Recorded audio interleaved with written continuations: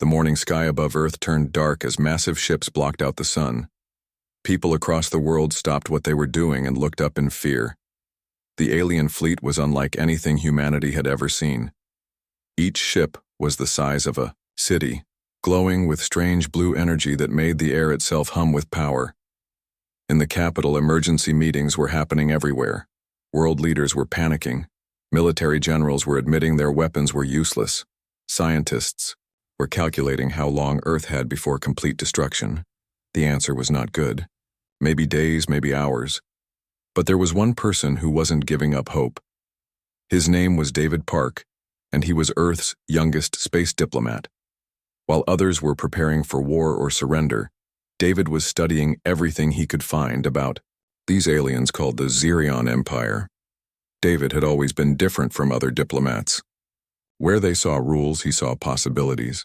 Where they saw barriers, he saw bridges waiting to be built. His colleagues often thought he was too young, too idealistic.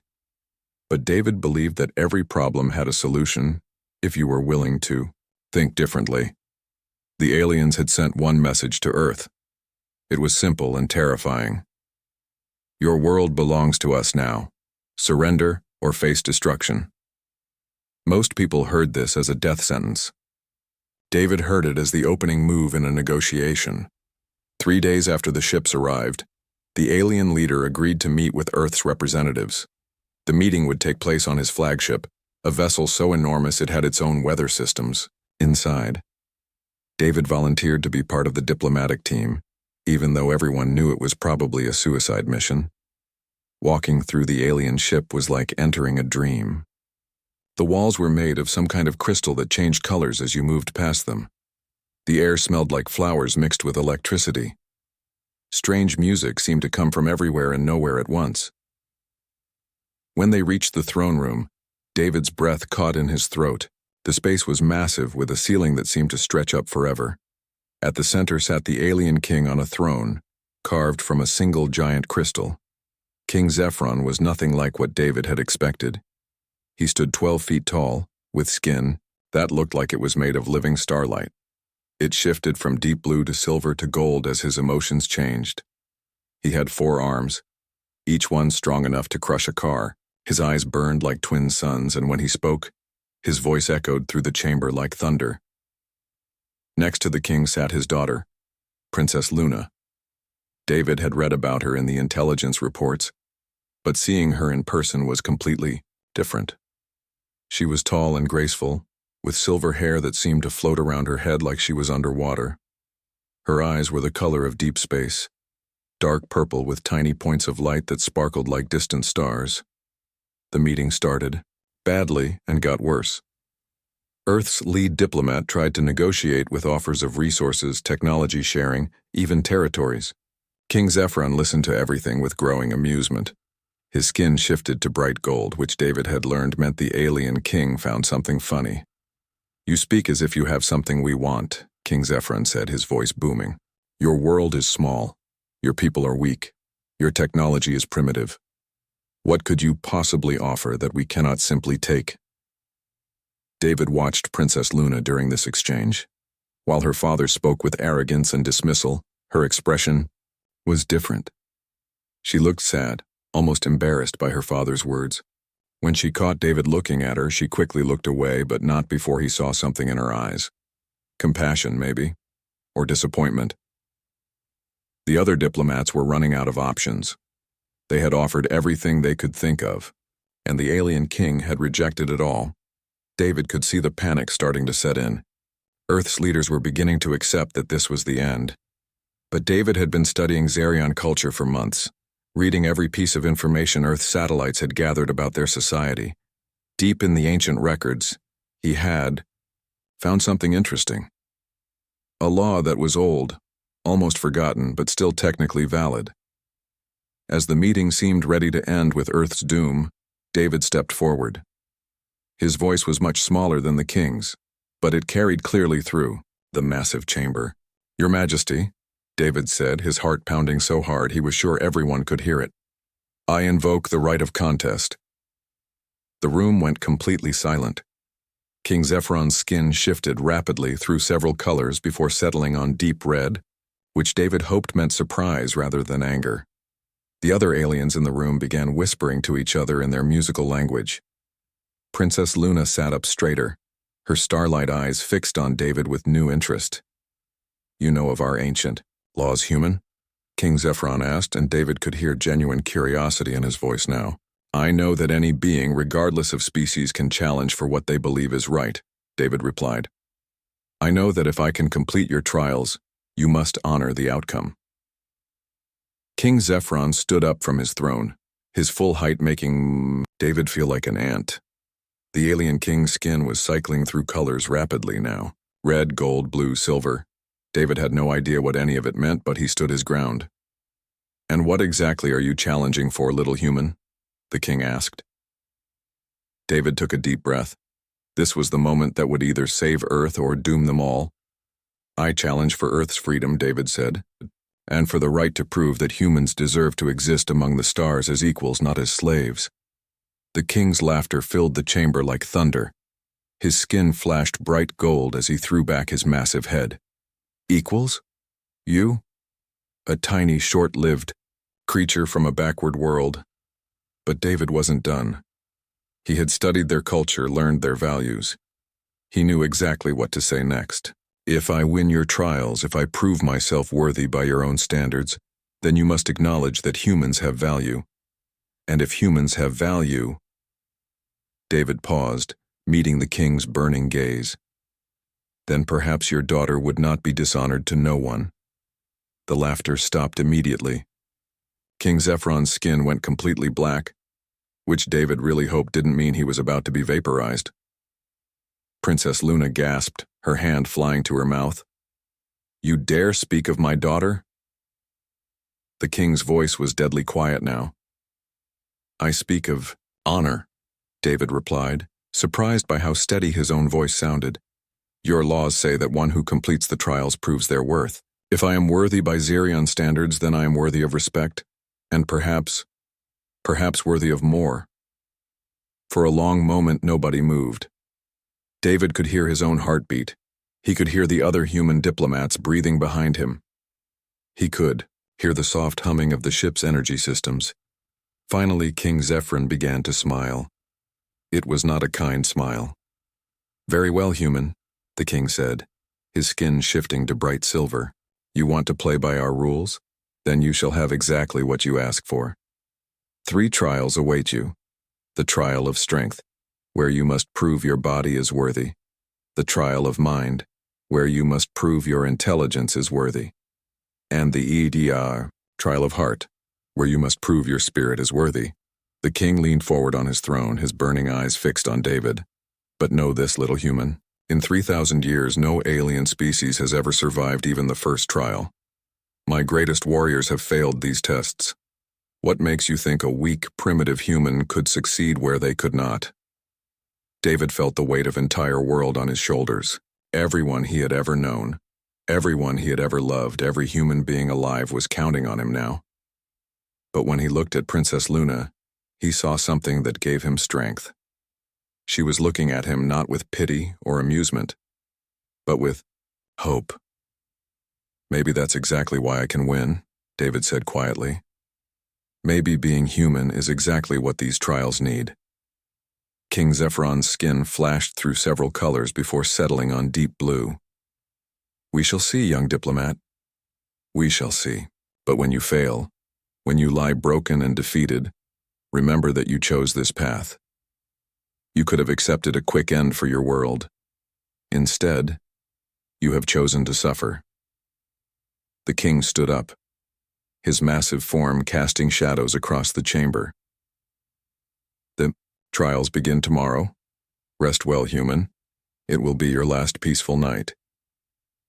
As the meeting ended and the human diplomats were escorted to their quarters, David caught one last glimpse of Princess Luna.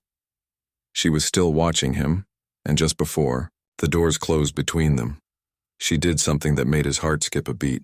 She smiled. David barely slept that night.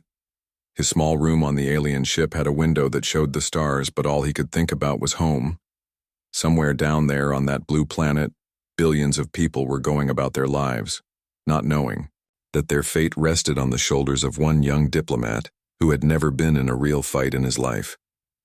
When morning came, if you could call it morning in space, alien guards came to escort him. They were tall and silent, with armor that seemed to be made of the same crystal material as everything else on the ship. David tried to make conversation, but they just stared at him with glowing eyes and said nothing. The walk through the ship felt like it took forever. Other aliens stopped what they were doing to watch him pass. Some pointed and whispered in their musical language. Others just stared. David couldn't tell if they felt sorry for him or if they were looking forward to watching him fail. Finally, they reached a massive door that was easily 50 feet tall. Strange symbols were carved into its surface, glowing with soft blue light. As the door slowly opened, David heard something that made his blood run cold. It was the sound of thousands of voices, all cheering and shouting at once. The arena was beyond anything David had ever imagined. It was a perfect circle, maybe half a mile across, surrounded by towering walls that stretched up so high he couldn't see the top. Every inch of those walls was packed with alien spectators. There had to be 100,000 of them, maybe more, all here to watch what they expected to be his quick and painful end. The floor of the arena was covered in sand that sparkled like diamonds. Scattered around were obstacles that looked like they had been designed by someone with a twisted sense of creativity. There were walls to climb, pits to cross, and strange mechanical devices that hummed with energy. King Zephron sat in a royal box that jutted out from the arena wall. Princess Luna was beside him, and even from this distance David could see the worry on her face. The king raised one of his forearms, and the crowd fell silent. "Citizens of the Empire," the king's voice boomed across the arena, somehow reaching every corner without any visible speakers. "Today we witness something that has not happened in 1,000 years. An alien dares to challenge our sacred trials. This human believes he can prove himself worthy of standing among us as an equal. The crowd erupted in laughter and jeering. David felt his face burn with embarrassment, but he forced himself to stand straight and look confident. "For the first trial," the king continued, "he will face our greatest champion. Titan the Destroyer has never been defeated. He has crushed the bones of warriors from a dozen worlds. Let us see how long this small human can survive." A gate on the opposite side of the arena began to rise, and what emerged from the darkness beyond made David's knees weak. Titan was enormous, easily 15 feet tall and almost as wide. His body was covered in natural armor that looked like it could stop a tank shell. He had 4 arms like the king, but each one was as thick as a tree trunk and ended in claws that could tear through steel. The creature's face was hidden behind a helmet that looked like a skull, with glowing red eye slits that fixed on David immediately. When Titan moved, the ground actually shook under his weight. The crowd went wild. They were chanting Titan's name, stomping their feet so hard that the entire arena vibrated. David had never felt so small and alone in his entire life. Titan raised his arms and roared, a sound so loud and terrifying that some of the smaller aliens in the crowd covered their ears. Then he began walking toward David, each step deliberate and menacing. David's mind raced. Everything he had ever learned about fighting told him he had no chance. Titan was bigger, stronger, probably faster despite his size. The creature's natural armor meant that even if David had a weapon, which he didn't, it probably wouldn't do any good. But David had learned something important during his years as a diplomat. Sometimes the obvious solution wasn't the right solution. Sometimes you had to think differently. As Titan got closer, David began moving, not toward his opponent, but toward one of the strange obstacles scattered around the arena. It was a curved wall about 20 feet high with handholds carved into its surface. Behind him, he could hear Titan's heavy footsteps speeding up. David had been a rock climber in college. It was one of the few sports he had ever been good at, mainly because it rewarded thinking over pure strength. As Titan charged toward him like a living earthquake, David jumped onto the wall and began climbing as fast as he could. The crowd's cheering changed to confused murmuring. This wasn't what they had expected. Warriors were supposed to meet their opponents head-on, not run away like frightened children. Titan reached the wall and swung one massive fist at where David had been a second before. The impact cracked the crystal surface and sent chunks flying in all directions. David kept climbing, his heart pounding so hard he thought it might explode. When he reached the top of the wall, David looked down to see Titan trying to follow him, but the handholds that were perfect for David's size were too small for the giant's massive claws. Titan roared in frustration and began trying to smash the wall apart instead. David used this time to study his opponent. He watched how Titan moved, how the creature's armor plates shifted when he turned, where the joints were located. Most importantly, he noticed something that gave him the first spark of hope he had felt since entering the arena. Titan's helmet, fierce as it looked, had a weakness. The eye slits were large enough to see through, which meant they were large enough for other things to get through as well. The wall wouldn't hold forever. Already, Titan's repeated blows were causing serious damage. David needed to act fast. He looked around the arena and spotted what he needed. About 30 feet away was another obstacle, this one looking like a collection of metal spheres suspended on chains.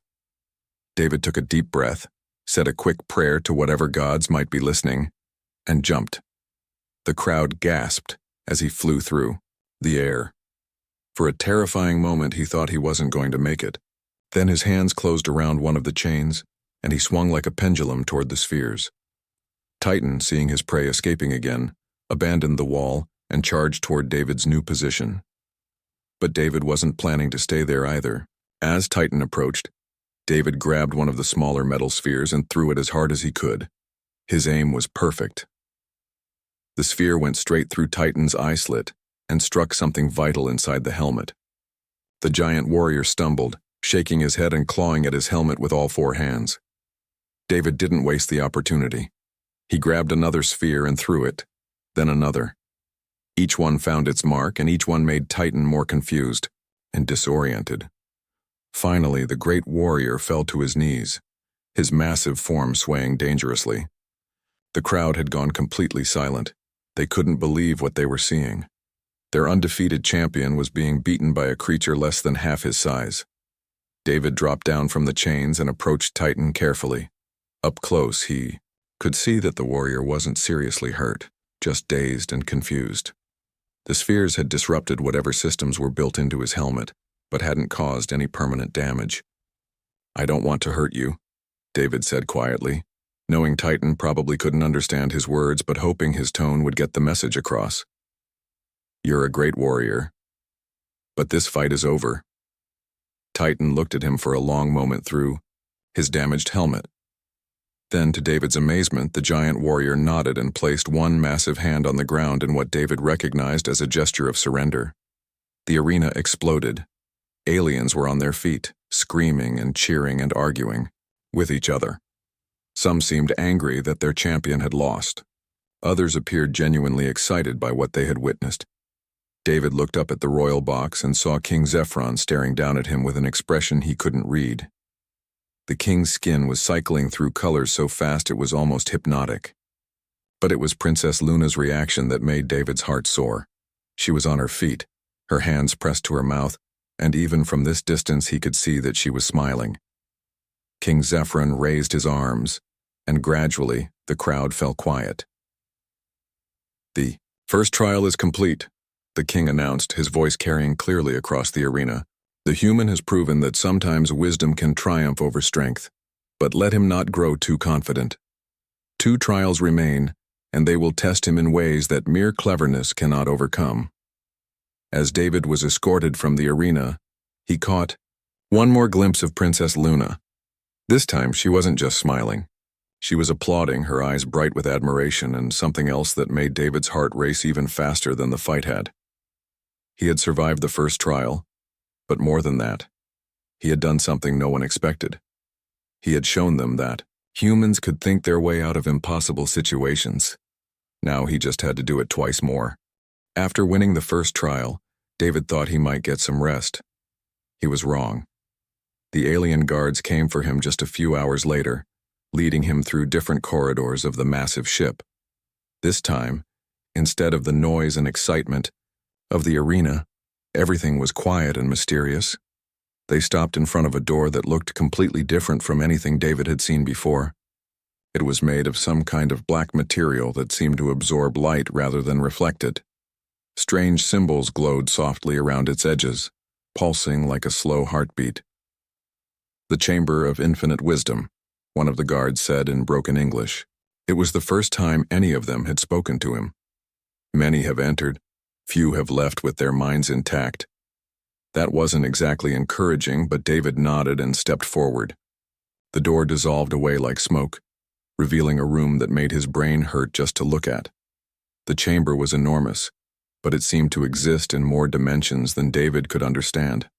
The walls curved in impossible ways, and the ceiling appeared to be both very close and infinitely far away at the same time. Floating throughout the space were thousands of glowing symbols, equations, star maps, and geometric shapes that moved and shifted constantly.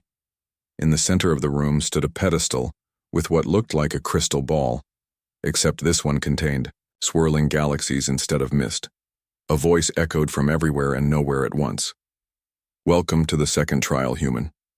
Before you lies the paradox of the seven suns, a puzzle that has challenged the greatest minds of our empire for over 2,000 years. You have until the next sunrise to solve it, or your journey ends here." David approached the crystal sphere carefully. As he got closer, the symbols around the room began moving faster, creating patterns that almost made sense before dissolving into chaos again. When he touched the sphere, suddenly his mind was flooded with information. He saw 7 star systems, each with its own unique properties. Mathematical equations filled his vision, but they weren't like any math David had learned on Earth. This was alien mathematics, based on concepts that human scientists had never discovered.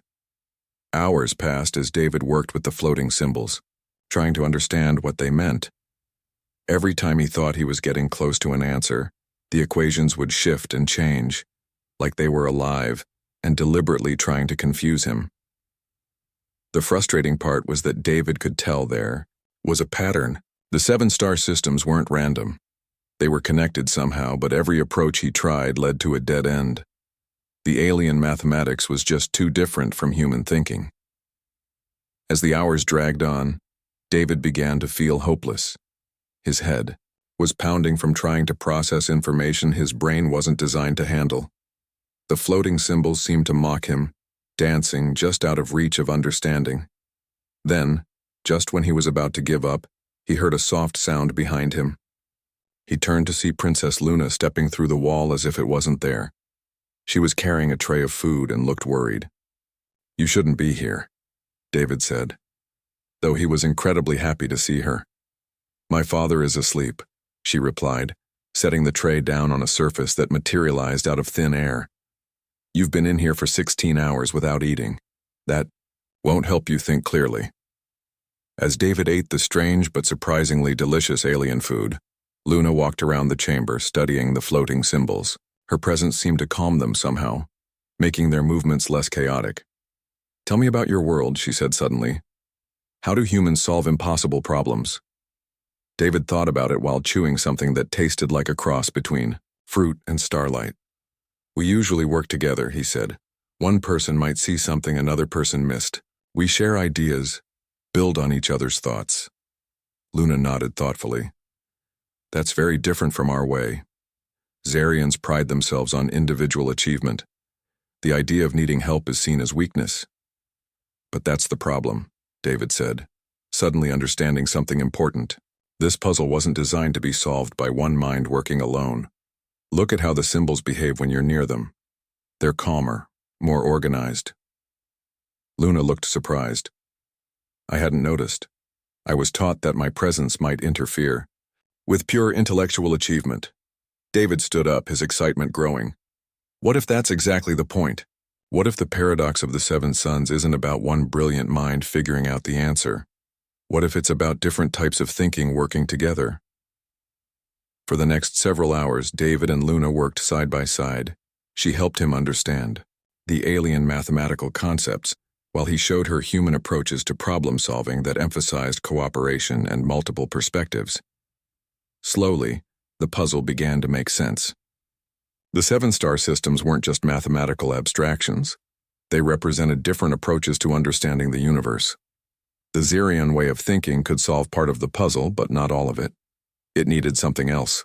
Something that came from a completely different way of seeing the world. "It's beautiful," Luna whispered as the solution finally became clear. The seven suns aren't meant to be conquered or controlled. They're meant to work together, each contributing their unique light to create something greater than any of them could achieve alone. David nodded, his fingers dancing over the crystal sphere as he input the final calculations. The sphere began to glow brighter and brighter, and the chaotic symbols around the room suddenly snapped into perfect harmony. The voice spoke again, but this time it sounded surprised. "Impossible. The paradox of the seven suns has been solved?" "But how?" "The solution incorporates mathematical principles that do not exist in our knowledge base. That's because it's not purely Xerion mathematics," David said, still amazed that it had worked. "It's a combination of your way of thinking and ours. Neither one alone was enough, but together they created something new." The chamber filled with golden light, and slowly the impossible geometry began to simplify until it looked like a normal room. The floating symbols settled into neat patterns that actually made sense to look at. Luna was staring at David with wonder in her star-filled eyes. "You did it. You actually did it. But more than that, you showed us something we never understood. We've been so focused on proving our individual superiority that we never considered what we might accomplish together." Before David could respond, the chamber door materialized, and King Zephron strode in. His skin was cycling through colors rapidly, and his expression was unreadable. "Father," Luna began. But the king held up one of his hands. "I saw everything," he said quietly. "The chamber records all attempts to solve the paradox. I watched. You worked together, sharing knowledge, building on each other's strengths." He paused, his burning eyes fixed on David. "In 2,000 years, no one thought to try cooperation. We assumed the puzzle required individual brilliance." The king's skin slowly settled into a deep blue color that David had learned indicated deep thought. "You have done something unprecedented, human. You have not only solved an ancient mystery, but you have shown us that our way of thinking has limitations we never recognized." David felt a surge of hope. Maybe, just maybe, he was actually getting through to the alien king. But then Zephron's expression hardened. "However, do not think this makes you worthy of my daughter's hand. One more trial remains, and it will test something far more important than strength or intelligence. The trial of heart will reveal your true nature, and I suspect it will show you to be no different from any other conquering male who seeks to claim what he has not earned." As the king turned to leave, he paused and looked back at David one more time. "The final trial begins at dawn. Use these remaining hours wisely, human. They may be your last." After the king left, David and Luna stood alone in the now quiet chamber. The princess moved closer to him, her expression sad but determined. "Whatever happens in the final trial," she said softly, "I want you to know that you've already changed. Everything. You've shown me that there are other ways to think, other ways to live. My father may not see it yet, but you've proven that humans and Xerions could build something beautiful together." She reached out and touched his hand briefly, her skin warm and surprisingly human-like despite its silver glow. "Tomorrow you face the hardest trial of all. But tonight, know that someone believes in you completely." As Luna disappeared through the wall, David was left alone with his thoughts. 2 trials down, 1 to go. But somehow, the hardest part wasn't going to be proving his worth to King Zephron. The hardest part was going to be staying true to himself. David couldn't sleep that night. Every time he closed his eyes, he wondered what the trial of heart would bring. The first 2 trials had tested his body and mind, but testing someone's heart sounded much more dangerous. How do you prepare for something like that? When dawn came, the guards arrived earlier than expected, but this time Princess Luna was with them. She looked tired, like she hadn't slept either, and there was something different in her expression, something urgent. "I need to show you something before the trial begins," she said quietly to David. "Something my father doesn't know I discovered." She led him through corridors he hadn't seen before, deeper into the ship than he had ever gone. Finally, they reached a room filled with ancient books and scrolls, all glowing softly with preserved knowledge. "This is the Royal Archive," Luna explained, pulling out a particularly old document. "Last night, after what happened in the puzzle chamber, I couldn't stop thinking, so I came here to research the trials." She spread the ancient scroll on a table, pointing to symbols that looked much older than anything David had seen before. "David, the trials weren't originally created to keep people away from the royal family. They were created to find someone worthy of leading our empire into a new age. Someone who could unite different worlds and species under one banner of peace." David stared at the ancient writing even though he couldn't read it. "What are you saying?" "I'm saying my father has forgotten the true purpose of the trials. Over the centuries, they've been used to reject suitors and prove Zarian superiority. But that's not what they were meant for." Luna's voice was shaking with excitement and fear. "The original texts say the trials are supposed to find someone who thinks differently, someone who can bring new ideas to our empire." Before David could respond, alarms began sounding throughout the ship. Luna quickly rolled up the scroll and hid it in her robes. "The trial is beginning," she said. "But David, remember what I told you. Whatever happens in there, remember that. The trials were meant to find a bridge between worlds, not to prove one world is better than another." The guards escorted David to yet another part of the ship, but this area felt completely different from everywhere else he had been. The walls here were made of something that looked like living wood, covered in leaves that shimmered with their own light. The air smelled like a forest after rain, fresh and clean and full of life. At the center of this garden area stood a grove of trees unlike anything on Earth. They were tall and silver, with branches that moved gently, even though there was no wind. Their leaves glowed with soft light, and David could swear he heard them whispering to each other in voices too quiet to understand. King Zephron was waiting in the grove, but he looked different here. Less like a conqueror and more like someone carrying a heavy burden. His skin was a deep, thoughtful blue, and his burning eyes seemed tired. "Welcome to the sacred grove of truth," the king said. "These trees are the oldest living things in our empire. They have witnessed the rise and fall of countless civilizations, and they have one unique ability that makes them perfect for this final trial." The king gestured to the trees around them. "Nothing false can survive in their presence, no lies, no deception, no hiding behind masks or pretenses. In this grove, you will face your deepest truths, and the trees will judge whether your heart is worthy." David felt a strange tingling sensation as he stepped deeper into the grove. The trees seemed to lean closer, as if they were studying him with invisible eyes. "I don't understand," David said. "What exactly am I supposed to do?" "You do nothing," King Zephron replied. "The trees will do everything. They will look into your heart and show you who you really are. They will reveal your true motivations, your deepest fears, your hidden desires. And if they find your heart to be pure, if they find you worthy of the trust that leadership requires, then you will pass the final trial." As the king spoke, the trees began to glow brighter. David felt a strange pulling sensation, as if something was reaching into his mind and gently searching through his memories. Suddenly, he was no longer standing in the grove. Instead, he was reliving moments from his past, but seeing them as if for the first time. He saw himself as a child, growing up in a small apartment with his mother after his father left. They didn't have much money, but his mother always told him that education was the one thing no one could take away from him. He remembered her working 2 jobs so he could go to college, remembered her proud smile when he graduated and became a diplomat. He saw his first day working for Earth's diplomatic corps, remembered how excited he had been to help solve problems between nations. He had always believed that with enough understanding, any conflict could be resolved peacefully. But then the trees showed him something that made him uncomfortable. They showed him moments when his desire to help had actually been about proving how smart he was. Times when he had been more interested in being right than in finding the best solution for everyone. The visions kept coming, showing David truths about himself that he had never wanted to admit. His pride, his need to be seen as special, his fear that maybe he wasn't as good a person as he liked to think. And then the trees showed him something that made his heart race.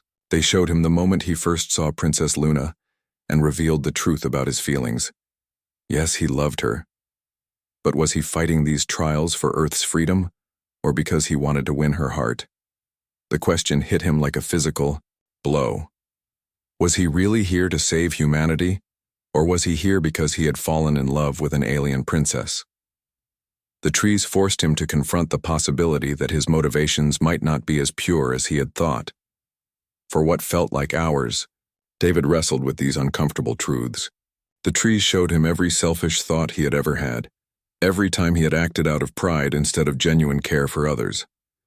But then something else began to emerge from the visions. The trees showed him moments he had forgotten, times when he had made genuine sacrifices for others without expecting anything in return. They showed him the real reason he had volunteered for this impossible mission. Yes, he loved Luna, but even before he met her, he had been willing to risk everything to save Earth. Yes, he wanted to prove himself, but more than that, he wanted to prove that different species could work together, could learn from each other, could build something better than what either could achieve alone. The trees showed him his deepest truth.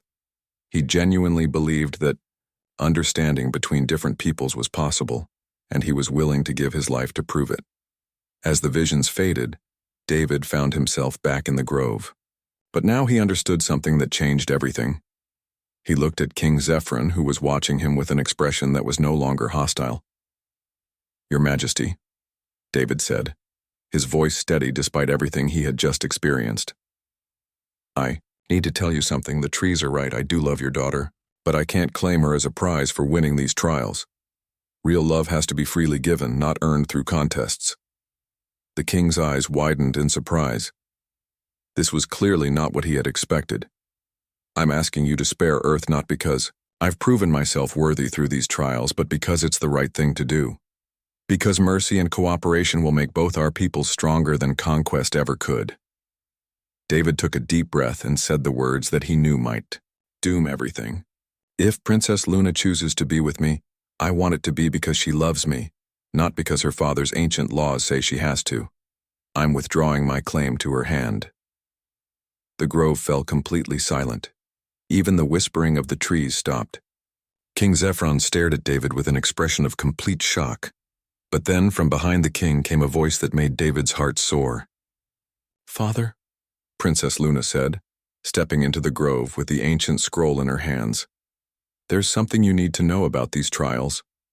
Something we've all forgotten." As Luna began to explain what she had discovered in the archives, David realized that the real trial had just begun. Not a test of strength or intelligence or even heart, but a test of whether three very different people could find a way to bridge the gap between their worlds. The trees began to glow brighter, as if they approved of what was happening.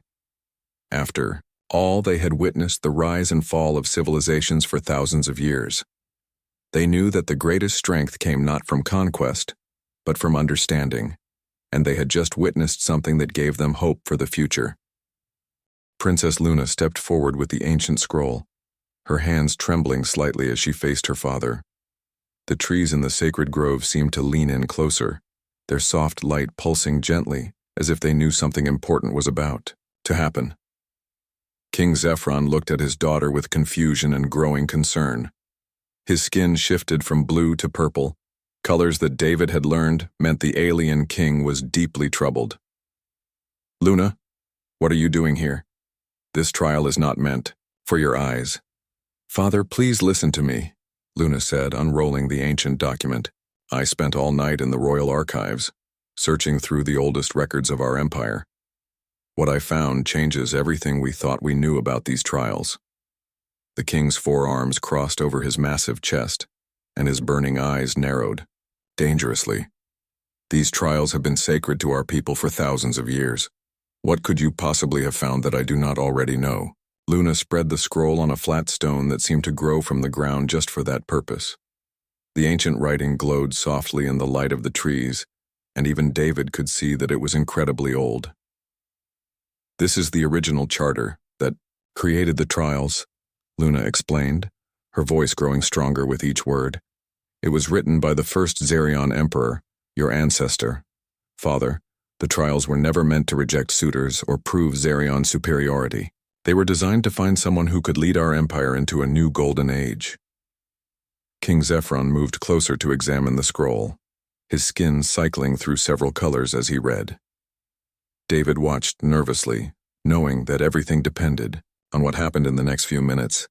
The original text is clear, Luna continued. The trials were meant to find a leader who could think beyond traditional boundaries, someone who could unite different species under a banner of cooperation instead of conquest. For centuries we've used them wrong, Father. We've turned them into a tool of exclusion instead of what they were meant to be. The king's skin went completely white, a color David had never seen before. This cannot be true. Our empire was built on strength, on proving our superiority over lesser species. No, Father, Luna said gently. Our empire was built on wisdom and cooperation. We became conquerors later, and we've been growing weaker ever since. Look around you. How many allies do we really have? How many species join us willingly rather than through force? David watched as the truth of Luna's words sank in. King Zephron's massive form seemed to shrink slightly as he realized what his daughter was saying. The trees around them glowed brighter as if they were approving of this moment of honesty. But even if this is true, the king said slowly, it does not change the fact that this human failed the final trial. He withdrew his claim to you. He admitted that his motivations were not pure. No, Father, David said, stepping forward. That's exactly why I passed the trial. The trees showed me the truth about myself, including things I didn't want to face. Yes, I love Luna. But I also genuinely believe that our species can work together to build something better than either could achieve alone.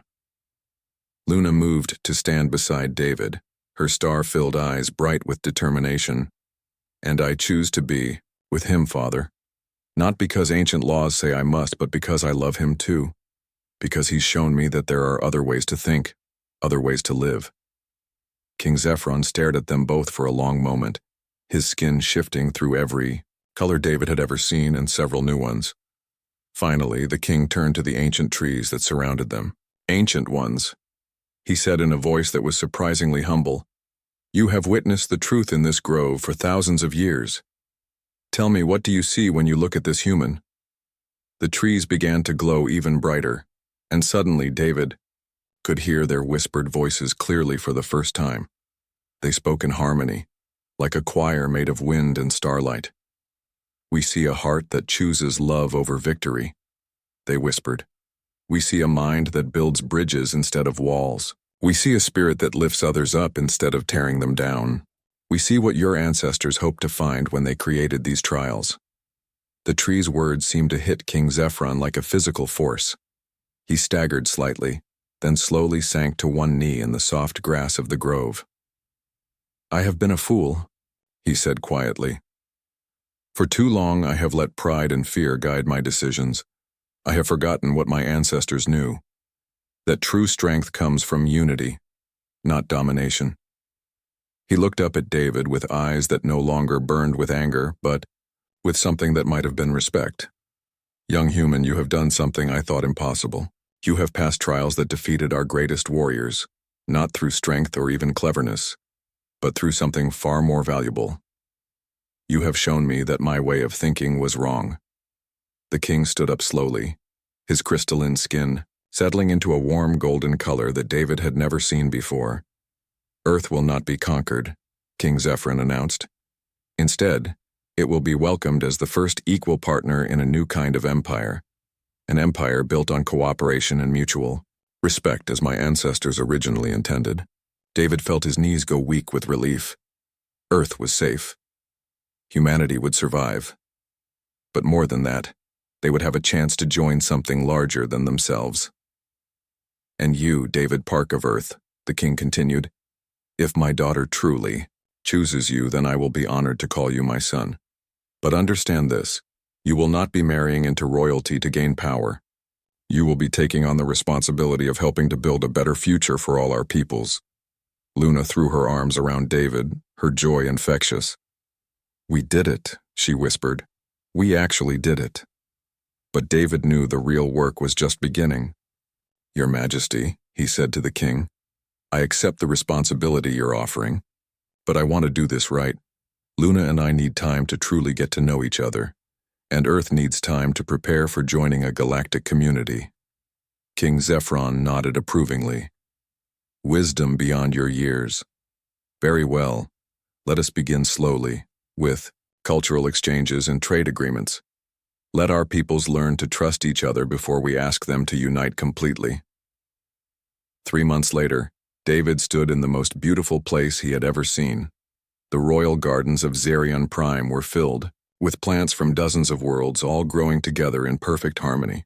The wedding ceremony was about to begin, and representatives from over 50 different species had come to witness what many were calling the beginning of a new age. David wore a suit that combined Earth and Zerion traditions, with fabric that shifted colors like the king's skin but in softer, more human-friendly hues. Luna's dress was a masterpiece that seemed to be made of captured starlight, flowing around her like liquid silver. As they exchanged vows under the light of 7 different suns, David thought about everything that had brought them to this moment. The impossible challenge, the trials that had nearly broken him, the moment when he had to choose between victory and truth.